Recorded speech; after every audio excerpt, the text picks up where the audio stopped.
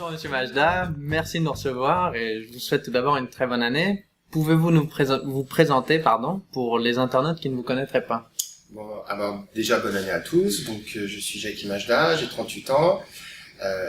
Dans la vie civile, je suis prof de maths. Et au niveau politique, je suis actuellement candidat à la mairie du 3e arrondissement sur les listes de Paris Libéré de Charles Becbédé. Auparavant, je me suis occupé du MoDem dans les 4 premiers arrondissements de Paris pendant quelques années. Ensuite, quand l'UDI a été créé, j'ai adhéré à l'UDI. J'ai animé l'UDI dans le 3e arrondissement. Et sinon, j'ai été 2 fois candidat aux législatives, en 2002 et en 2012 avec le MoDem. Très bien. Vous êtes très actif sur les réseaux sociaux. Pouvez-vous nous expliquer ce choix? Les réseaux sociaux sont un moyen moderne, efficace, pour toucher plein de gens qu'on ne toucherait pas dans la vraie vie. Notamment à Paris, les gens ont du mal à aller dans les réunions politiques et le fait de communiquer avec eux sur les réseaux sociaux permet d'échanger, de comprendre un peu des problématiques et d'interagir avec eux pour essayer d'établir un dialogue. Sur Facebook, la quasi-totalité des candidats ont une page publique dédiée à leur nom qu'ils modèrent et où les électeurs débattent. Vous avez opté pour un profil privé, il me semble. Pouvez-vous nous expliquer pourquoi? Alors, sur Facebook, j'ai plusieurs profils, j'ai plusieurs comptes. Sur, entre guillemets, mes comptes plus personnels, en général, les gens me demandent en ami et j'accepte.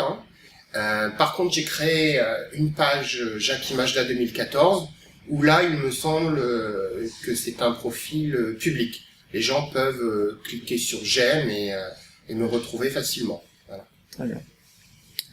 Madame Mercantiguerin est une enseignante chercheuse au CNAM qui a étudié les soutiens politiques sur Facebook. Elle nous apprend que les groupes politiques les plus actifs sur ce réseau social sont ceux qui ne soutiennent pas un homme politique ou un parti, mais bien un projet éventuellement soutenu par l'un des candidats. Comment vous y prenez-vous, vous, pour communiquer sur vos projets de campagne sur les réseaux sociaux et regrouper les internautes autour de ces derniers? Je trouve beaucoup plus efficace de communiquer sur des projets, sur des idées que sur sa personne. Oui. Par exemple, moi, Jackie Majda, tout le monde connaît dans le quartier, même si j'ai été candidat plusieurs fois. Mais parler des sujets qui intéressent les gens, parler de la sécurité, parler de la propreté, parler du logement, ça intéresse beaucoup plus les personnes et c'est beaucoup plus facile à fédérer les personnes autour des projets qu'autour d'une personne. Ça fait un petit peu autocentré et voilà, quoi. Je trouve que c'est beaucoup plus efficace. Très bien. Monsieur Moreau Chevrolet, à présent, qui est expert en communication personnelle chez MCBG Conseil, nous a confirmé quant à lui que c'était une erreur de créer un compte dédié pour une campagne politique sur les réseaux sociaux. C'est une erreur qu'a faite votre opposante politique Nathalie Kosciusko-Morizet avec son compte NKM_Paris. Comment avez-vous, vous, évité ce piège? J'ai un site internet qui s'appelle jackiemajda.fr qui est présent sur internet depuis pas mal de temps. Donc je considère que le combat politique est un combat de très longue haleine et qui se gagne sur la durée. Donc personnellement, donc j'ai jackiemajda.fr. Le temps de la campagne, j'ai un site Majda 2014, mais sur jackiemajda.fr, vous pouvez lire tout ce que j'ai dit depuis pas mal d'années, et c'est vrai que c'est la continuité qui est importante dans le combat politique. Très bien. Parce que les gens maintenant détestent les gens qui arrivent au dernier moment pour se faire élire. Les gens veulent des gens authentiques, sincères, et qui se battent pour leur arrondissement, pour leur quartier depuis pas mal d'années, quoi. D'accord, donc une continuité dans la communication comme dans la vie politique. Vous faites partie de la liste Paris Libéré. Pouvez-vous en expliquer brièvement la naissance et le projet soutenu? Donc, Paris Libéré a pour objectif de mettre plus de société civile à la mairie de Paris. Parce que moi, je me pose une question, où sont les profs, où sont les entrepreneurs, où sont les salariés, où sont les chômeurs sur les listes de NKM et d'Anne Hidalgo? Sur ces listes, il n'y a que des fils d'eux, des copains d'eux, et des parachutés dans tous les arrondissements. Paris Libéré a pour ambition de mettre vraiment des gens ancrés dans leur quartier, ancrés dans leur arrondissement, aux responsabilités. Très bien. Vous souhaitez entre autres favoriser la démocratie directe et la participation citoyenne, notamment au travers de référendums. Pensez-vous que Twitter puisse jouer un rôle dans ce projet d'accroissement des interactions entre le politique et le citoyen? Oui, Twitter, c'est un outil extrêmement efficace pour réinteragir avec les gens, pour communiquer, pour essayer de convaincre les gens, mais il faut être actif, il faut répondre, il faut ne pas avoir peur d'être contredit, d'être contesté et même d'être moqué. Très bien.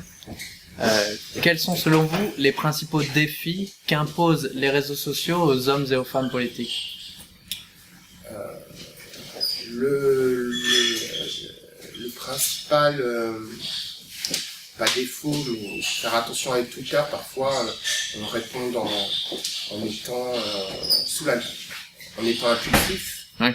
Et donc parfois il faut faire très attention, et Twitter ne permet pas non plus de développer des grandes idées, parce que le nombre de caractères est limité par tweet, mais ça permet de renvoyer les personnes vers des liens, vers des informations, et surtout de dénoncer les pratiques politiciennes. Voilà. Avant, tout était verrouillé, tout était caché, et les partis politiques, c'était vraiment, il n'y avait vraiment pas de démocratie interne.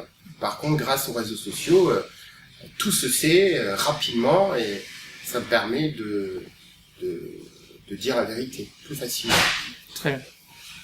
Donc, principal défi, selon vous, au final, c'est bien d'interagir avec les gens, de créer du lien entre les gens, et de les faire participer, et aussi de pouvoir évoluer par rapport à...